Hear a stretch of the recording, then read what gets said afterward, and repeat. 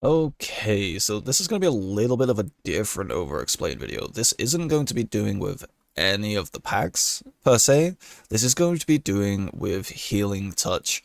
So, this is going to be mainly talking about the strategy that myself and Michu does a lot for when we do climbing and doing random builds. So this might be kind of exposing what we do a bit, and I'm sorry Michu if this now suddenly makes games harder if people start adapting and learning how to do this, but in a sense, it's about taking advantage of the Healing Touch EHP increase.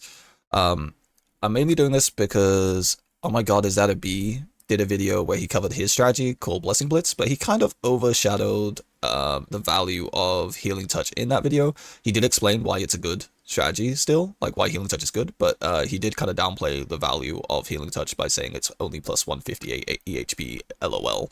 So that's not quite the case, and I'm going to explain and cover that as we go now. I'm going to link B's video below though, in the comments and in the description, because I do think it's a very good video for if you're someone who wants to play Blessing and likes the idea of plus 10 income over the scaling EHP value that Healing Touch gives you.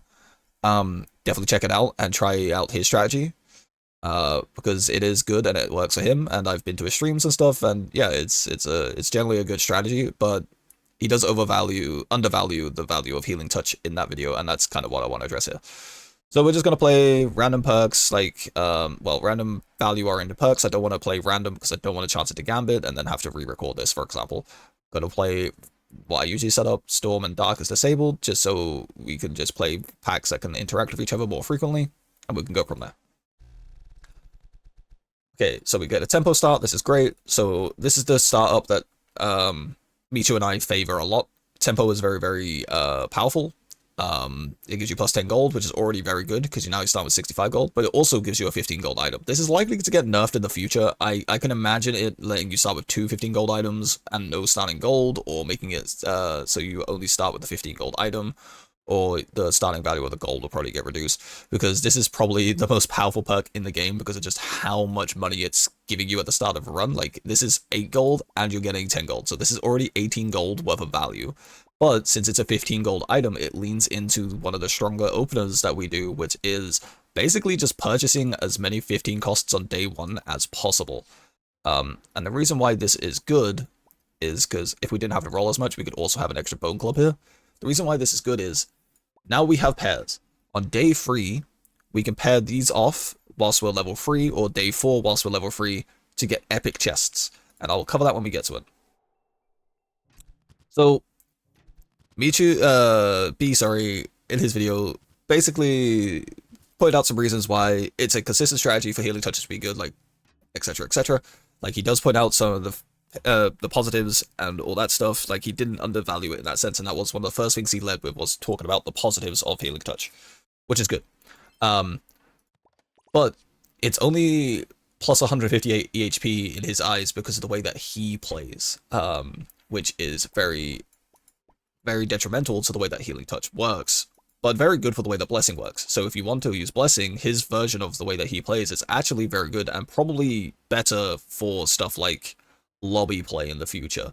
I still think Healing Touch is probably going to be dominant, but yeah, we'll show this way. So day 2, we're not going to roll anything, we're just going to level. So what this does is, our board will be slightly weaker than someone who, say, picked up a bunch of Elven Shields on this day, or someone who picked up, say, Amethyst Bow and like more combo pieces for the early game. But what this is doing for us is we have a decent board already. If these were damage items, it would be better for us. Like if these were 2 bone clubs, for example, we would be in a better shape. But we have a decent board with some consistent damage. We have a nice health pool, and we have 16 gold left over, so we can buy a 15 cost tomorrow and level at the same time. We go against someone who just leveled, which is also a common strategy, which is bad, which I will cover in a future video. But we're still winning. We're not giving up the early hearts, which is important, because if you lose a round, you only get 8 experience, whereas if you win the round, you get 12 experience, which doesn't sound like a big difference, but think about it in the terms of the gold. That's early gold you're not having to spend. Like, that's 4 less gold per day that you're not having to spend. So this is where the difference now comes in. We are getting 658 health in comparison to the 300 health. We're getting 10 gold right now, which helps us with pairing off the 15 costs to get our epic, in comparison to 10 income, which is going to help us like scale a little bit throughout the run. 10 income is the equivalent to 2 levels. So if we level twice, we get the same value of this blessing right here. That's fine. But the EHP increase is not the equivalent of 2 levels. The EHP increase is a lot more value, because right now, it might not look much, because we're only getting like 358 more, but as we level, since leveling gives you percentile-based increases of your current health, we get a lot more value from it. So here, for example, I'm going to level up, and we're going to 1763. Someone who was playing Blessing would only go to around 1300 here. We have a lot more health. And then each level we do after this point is going to be exponentially more powerful than the level that the Blessing has in terms of health value. So we're going to roll a little bit since we have the money for it and see if we can pair off these 15 costs. There we go. We got our epic chest. We get a nice carry item. We get Runic Shield. We also have a Blazing Ball here. Obviously, I would have liked seen this before I saw the Fire Orb, because then I would have picked up that Fire Orb, for example. But Runic Shield. Slot this in. We go into the next combat with this. Go get someone else with Healing Touch, but it's only level 2 because they're going Crook, and we're just already out-tempoing. We find an epic item early that can kind of carry some days worth of damage for us, which is great, because now this means we can focus solely on leveling. Like, we can level very aggressively. And the aim of the game now is to get to level 7 as fast as possible. This is really good, because we could gain shielding here, for example, for even more health value. Because as we're going to get increased health, the shield that we get from gain shielding will also increase. Or we could take the multicast shield and put an extra multicast on our Runic Shield here, which is the option I'm going to go with. So since we're going to just level, and we have 2 Moon Knives here, what I'm going to do is, if I just press this to get 16 experience, it would cost me 16 gold, whereas this is giving me 16 gold for 30. But we can sell it back for 15. So we just spent 15 gold for 16 experience, and we can do that twice. Now we can level. So we just saved 2 gold. Doesn't sound like much, but if ever in the future we're like 2 gold short or something, that would have been the reason why. So now we can go to the next day. We have 2463 to this person's 2551. This person basically got a health vial from their brew today. That's why there's a differential. But as you can see, because we didn't skip out on the 15 costs, etc., we have much higher DPS and a stability. Coming through these days, we have a lot of shield value because of the Runic Shield plus sturdy shields. We can just keep winning days and keep focusing on leveling. Like this. Just get to level 7 as fast as we can, whilst keeping an aggressive board in this state. And we would buy other items and stuff if we see it, if we deem it necessary. So like, if we see like an Arcane Orb, for example, I would purchase it and put it above this. But if I'm not seeing anything immediately that helps with what I'm currently doing, I'm just going to level, because I'm winning. Health value is in crazy states right now. Like, we have a lot of health value. And there's no real pressure in me having to scramble to try and make this board better right now. I can instead just keep scaling up and just get more and more value, getting to level 7 as fast as possible to max out our legendary and epic odds. So now I'm going to take instant knowledge, because that helps us do that sooner. Level twice. We're level 7 on day 6. We have now maxed odds, so as soon as day 7 comes, we can find pretty much whatever build we want. We have 7,500 health to people's 2,500 when they're trying to do these very combo-centric builds, which is like, comboing items obviously is very, very good, but if it comes at the cost to your levels, it's not helping you. We're just going to keep playing like this, and as you get used to this strategy, and the way that this plays, you get faster and faster and faster, which is why B2 and I can climb so fast, because we could do this consistently, get 10-10 wins consistently, like with this type of opener and this type of lining, as well as, because we're so used to it and we're so used to what the items are, our play speeds increase because of it. So now we can pair off the Sturdy Shield, get a legendary. Oh look, a Venom Ring. Venom Ring would be great, like it's pretty good consistent scaling, we could slot that in, see what else we can find. Got a Lost Fragment, cool, let's sell out the Sturdy Shield, Lost Fragment onto the Venom Ring. And see what else we find. Do we find a Time Pendant or anything? Found an Elvish Orb instead, sell this. Kind of want the Elvish Orb, but I'm not going to be able to afford it, we're 3 short. It's unfortunate. I would have to sell out both of these to pick up the Elvish Orb. That's fine. Instead, I think I'm just going to buy this when I can, so... You can see, Blessing, level 6, has 4,000 health. We are level 7 with Healing Touch with 7,500 health. They are ramping up a lot of burn though, so they might win here. But yeah, like just the EHP difference alone kind of screams for itself. Like we won. If we didn't take Healing Touch, we would lose this. And now we can take Vitality because we haven't lost any lives. We're at 10k. We're going to take this sword, and I'm going to multicast the sword instead, because it synergizes with this more.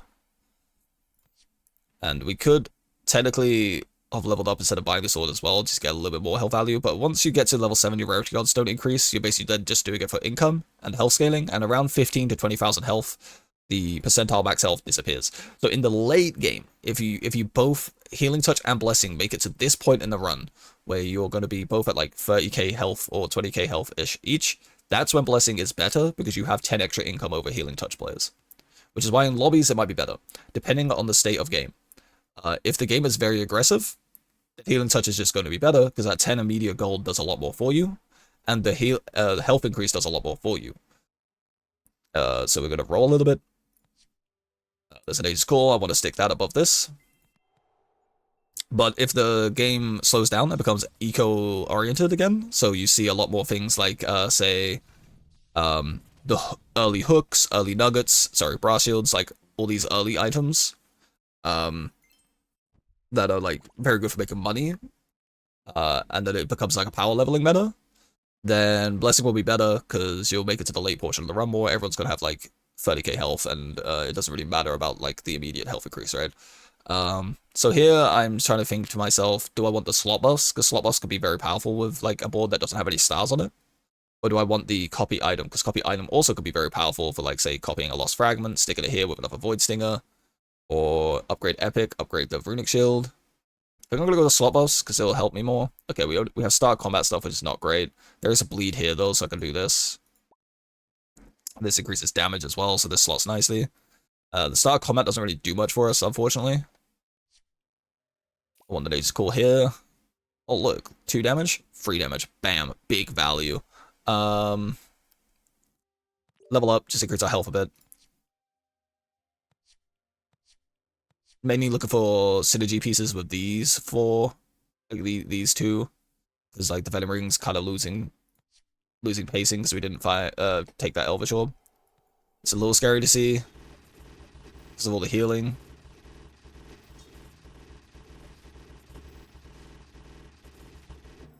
Yeah, like Holy with Blessing is kind of fine, because obviously you have a lot of way to like stagger fights, but it's okay. We will find more. It's a bit late for Arcane Orbing. Shardfang's fine, because we have this bleed, so we can do this.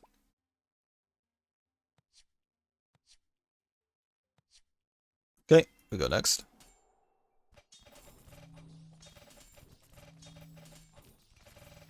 Cool, and notice like how our board's nothing crazy though, like you don't have to have like a crazy board to win these games. But you can still get crazy boards from doing this strategy. We need one more win.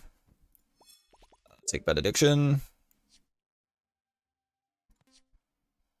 Frosty onto nothing here really does well. I guess it does something onto the Lost Fragment, but it's a little slower for us. It would replace this though. I'll take it because it's only 15. Okay, that's 2 more. We'll take another one. Okay, I could have took that Mimic Rod actually, and Frosty did.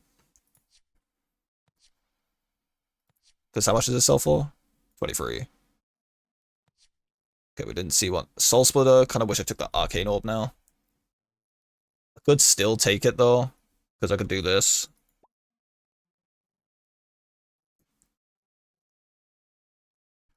They're gonna Frosty this, so I'm just gonna hold this. There's the Arcane Orb, but there's also a Nightquill.